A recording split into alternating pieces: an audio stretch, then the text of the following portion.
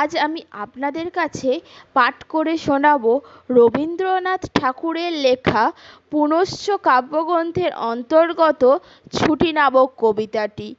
এটি 1339 বঙ্গাব্দে ভাদ্র মাসের 31 তারিখে প্রকাশিত হয়। ছুটি।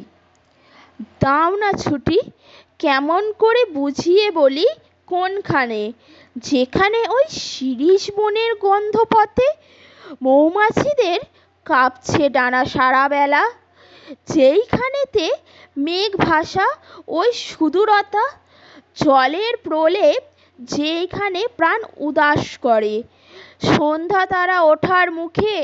যেখানে সব প্রশ্ন গেছে থেমে, শূন্য ঘরের অতীত স্মৃতি গুনগুনিয়ে ঘুম ভাঙিয়ে রাখে না আর বাদল রাতে, যেখানে এই মন